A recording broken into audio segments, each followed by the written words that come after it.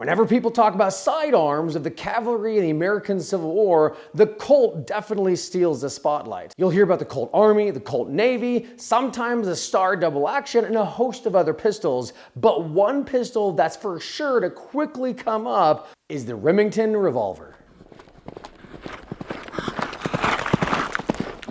So, were Remingtons in the majority, the minority, somewhere in between? Exactly where was the Remington when it came to the pistol use of federal cavalry during the American Civil War? We've done previous videos of carbines and how common, say, the Sharps or Spencer or Burnside were compared to overall numbers in the ordnance returns, but we haven't done pistols yet, and one pistol that definitely keeps being mentioned is the Remington revolver. So today we're going to dig straight into the ordnance returns, including more than 4,000 regimental ordnance returns submitted on a quarterly basis to DC. So before we dive in and answer this kind of fun question to research, I'm kind of curious what you guys think out there in YouTube land or Facebook land. Go ahead, comment below on whether you think the Remington was common, not common, one of the most common, where it kind of fell in the whole scheme of the popularity of pistols for federal cavalry in the war. So go ahead, take this moment right now, comment below, tell me what you think. So regarding the popularity or the actual use of the Remington revolver during the war, let's start with the big picture with the overall numbers of production during the war. Colt factories produced over 200,000 Colt Army Model 1860 revolvers,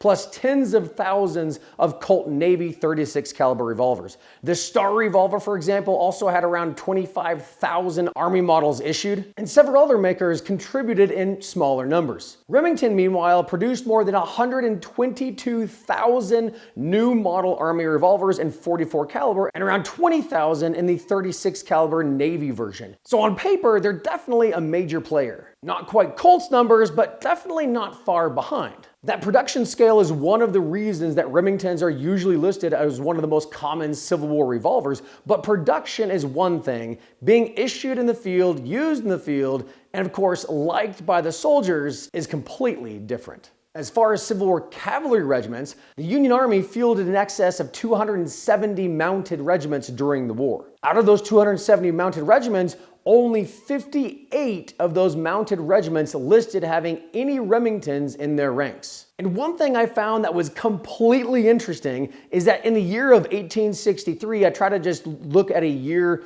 say mid-war, but in the year of 1863, the Western Theater had more than double the amount of Remingtons than the Eastern Theater, at least by the ordnance returns submitted to Washington, D.C. So in that same year of 1863, more than 40 Western regiments listed having Remingtons, while only 18 Eastern cavalry regiments listed having Remingtons in their ranks. And again, this is midway through the war. So to dive deeper, let's start with the Western Theater, well, since it was the most important. Just kidding. But in order to actually do this project, we picked a moment in time midway through the war to take a snapshot of how each unit or each regiment was doing. We picked the second quarter of 1863 because that was the moment in time that both theaters definitely had heavy, very famous campaigns at that point during the war. Now on a sidebar, it is definitely interesting to look at the increase and sometimes decrease of the use of Remingtons during the war, especially toward the end of the war in 1864 and 1865. But for this video, we're just going to focus on the summer of 1863. So in the Western Theater, officially 40 regiments listed having Remingtons in their ranks, at least according to the ordnance returns for those regiments. They listed having about 5,573 Remingtons in their ranks out of a total of 19,227 pistols in those regiments that were carrying Remingtons, which means as a whole, those regiments carrying Remingtons, which again, were in the minority, were outfitted with about 29, or let's just round up to 30% of those regiments were outfitted with Remingtons. For example, the 2nd Missouri Cavalry, better known as Merrill's Horse, reported only 15 Remingtons out of 919 pistols on hand. That's just 2% of that regiment that, quote, had Remingtons. They were vastly outfitted with the Colt versus the Remington. On the other end of the spectrum, let's look at the 2nd Iowa Cavalry. This regiment saw heavy service in Mississippi, and of course with Grierson's raids, their ordnance return shows 508 out of 529 pistols that were actually Remingtons. I mean, you might as well just round that to 100%, whether it was 96 or whatever percent. That's 100% basically of that regiment were outfitted with Remingtons. So practically this entire regiment carried them, which suggests they probably received a bulk issue directly from the ordnance contracts or something along those lines. Another well-known regiment was the 9th Illinois Cavalry, which fought in Arkansas, Mississippi, and during Sherman's campaigns. Their returns list 172 Remingtons out of 377 pistols total, meaning that 46% of that regiment that, quote, we listed being issued with Remingtons were outfitted with Remingtons. The rest of them were Colts. Again, not a majority, but definitely a substantial number. So in the West, and honestly, as always, it varied on regiment to regiment, time to time, month to month, year to year. But it was interesting that the Western Theater cavalry regiments definitely had, again, about double the amount of Remingtons in the summer of 1863 than the Eastern Theater did at that point in time. Now, let's turn to the Eastern Theater and see how many Remingtons they had. And like I alluded to before, the story is significantly different. In gross aggregate numbers, the Eastern Theater cavalry regiments that listed Remingtons in their ranks had a total of 2,905 Remingtons on hand, out of a total of 6,942 pistols that each of those regiments had. Now again, I want to make sure that you know I'm not talking about just all the cavalry regiments. I'm literally only talking about the cavalry regiments that listed at least one Remington in the ranks. There were, like I said in the beginning of the video, the vast majority of cavalry regiments, both Eastern and Western Theater, did not have Remingtons in their ranks. Again, out of 270 regiments, only 50-something regiments actually carried Remingtons. And out of those, at least in the Eastern Theater, those that had Remingtons had significantly less Remingtons in the ranks than Colts or others. Diving into some specific regiments, one of the famous cavalry regiments of the East was the 1st Massachusetts Cavalry, which served in the Army of the Potomac starting from the Peninsula Campaign all the way through Appomattox. According to the returns that they had in 1863, they listed 4 Remingtons, yeah, just 4 Remingtons, out of 674 pistols on hand, making, let's just round it to like 1% had Remingtons.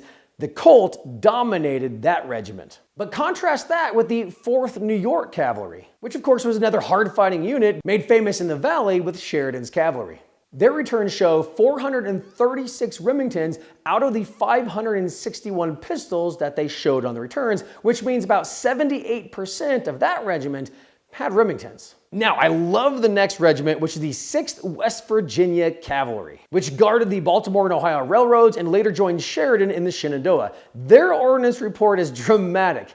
671 Remingtons were reported out of a total of 671 pistols in that regiment. They were clearly outfitted basically 100%, at least as it shows on the returns, with Remington revolvers. So with all those numbers being said, what actually does all this mean? Well, when you add it all together across both theaters, East and West, the total Remingtons reported in the summer of 1863 were 8,478 Remingtons. And that was out of a total of 26,169 pistols in those same regiments. But when you put it in perspective, out of the total 270 federal mounted regiments in the entire Civil War on the federal side of things, both Eastern and Western Theater, only 58 regiments actually carried Remingtons. That's all we're talking about in these numbers is those 58. And when you just look at those 58 regiments and put all those Remingtons compared to all those pistols just in that 58 regiments that had Remingtons,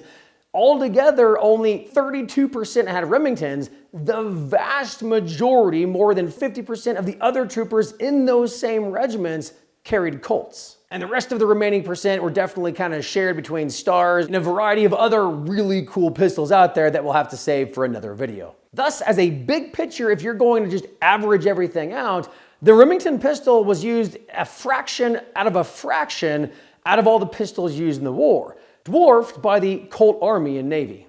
But like anything in history, the more you dig, the more you dive, the more you realize it definitely depends on unit, where, when, how. I mean, everything is based on time, place, and who. Because again, for those regiments that were outfitted 100% with Remingtons, as far as they were concerned, Remingtons dominated. So, were Remingtons a common sidearm of United States Federal Cavalry? Absolutely, but as always, it wasn't universal. Again, the Colt Army was the king of the Civil War revolvers, with the Navy close behind that, but the Remington wasn't far behind. And thanks to these ordnance returns, we can actually measure that regiment by regiment, year by year, quarter by quarter. If you actually want to get the nuances and the details instead of just averaging everything out like I am doing in this video, you can actually dive deeper and look at your favorite regiment by searching the ordnance returns yourself, by logging on to the research arsenal, going to the ordnance returns tile, and then filtering by whatever your favorite regiment, unit, or whatever you're looking for, and then you can filter by year and quarter of that year. It's an amazing way to connect the big picture with the gritty details of what soldiers actually carried in the field. Now, from a personal standpoint, the question that came out of this research for me was, why in the world was the Western theater equipped with more than double the amount of Remingtons than the Eastern theater? You know, you always hear the rumors that the Eastern theater had all the new stuff, had all the good stuff, had the good contractors in the Eastern theater, which is interesting because then why were more than double of the Remingtons in the Western theater? That's a research project for another time. Or if you know, some of you guys already know that and have already done that research, comment below. I'm kind of curious if you guys have already done research in the contracts, the ordnance, some of the shippers, and some of the ordnance that was shipped to the Western theater. I'm curious if you guys already know. Well, I hope this was interesting for you. I hope you enjoyed this. As always, please like, share, subscribe, all that good stuff. But if you really want to support the channel, please join the Research Arsenal and join one of the fastest growing research communities on the internet. We have the largest bank of text searchable and filterable letters on the internet. We have all the National Archives ordnance returns from the Federal Army, in addition to hundreds of thousands of letters, pages, orders, and everything else that you can think that we're adding to on a day-by-day basis. So again, go to researcharsenal.com, become a member today. And of course, until we see you in the field next time, ride hard.